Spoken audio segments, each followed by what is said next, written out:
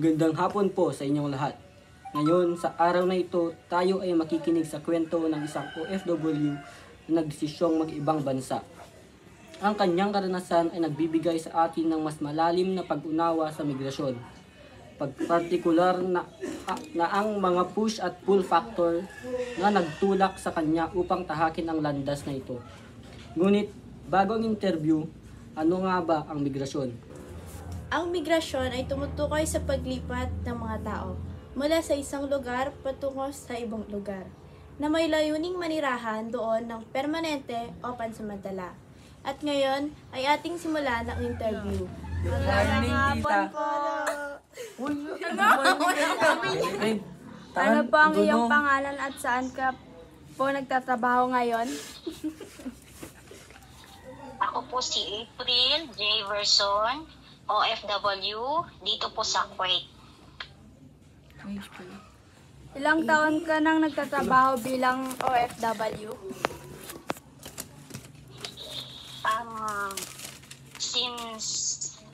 Since 2 years old yung anak ko, since 2013 until now 2025, nagtatrabaho ako dito sa Kuwait, sa abroad. 2013. Ano po ang iyong trabaho doon? DH, domestic helper, nag-aalaga ng bata. Hello. Ito po yung question, tita. Ano po ang nagtulak sa iyo upang magdesisyon na mangibang bansa po? Mostly lahat naman nag-abroad kasi dahil sa kahirapan ng buhay at gustong maibigay yung pangarap ng anak mo, matustusan yung pangangailangan niya, kaya nag-abroad ako at saka yung mga ibang tao para makatulong din. At nang ating malaman na si Ma'am April ay nag-ibang bansa ay dahil sa kahirapan at para matustusan ang pangangailangan niya ay nag-ibang bansa. Ito ay isang dahilan ng pull factor. Ito ang mga kondisyon o sitwasyon sa ibang bansa na nag-aakit sa isang tao na lumipat doon. Kadalasan, ito ang mga positibong bagay na nagpapabuti sa kanyang buhay. Ang push naman, ito ang mga kondisyon o sitwasyon sa kasalukuyang tahanan o lugar ng isang tao na nagpapalakas ng pagnanais niyang umalis o iwan ito. Kadalasan itong mga negatibong bagay na nagpapahirap sa kanya.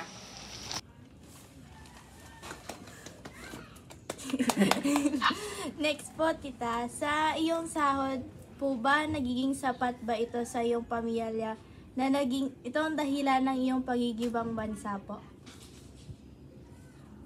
Oo, kaya ako nag-ibang bansa kasi mas pinili ko nag-ibang bansa para sapat yung sahod dito. Para maibigay ko yung mga gusto ng anak ko, matustusan ko, gano'n. Sapat naman.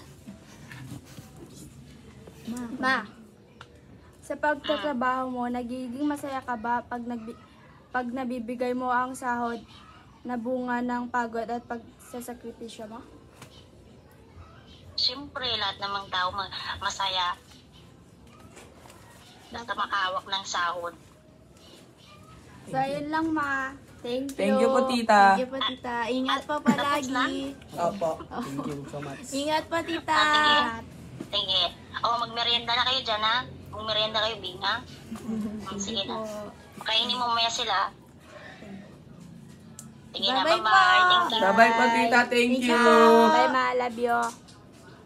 Isang malaking saludo dahil may mga inang kagaya ni Ma'am April na handang magsakripisyo para sa kanyang pamilya. At handang hamunin ang lahat ng hirap para sa pangangailangan ng kanyang pamilya na kayang tiisin ang kahit ilang taon na malayo sa pamilya, mahangad lang ang mga pangangailangan ng kanyang pamilya. Muli, isang malaking saludo sa iyo, Nanay April. At dyan, nagtatapos ang ating pag-uusap kay April Verson Javier.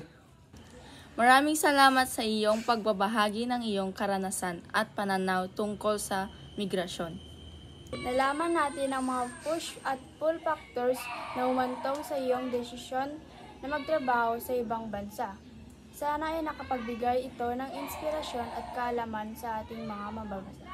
Muli, maraming salamat po. Maraming Maraming salamat po, tita. Maraming salamat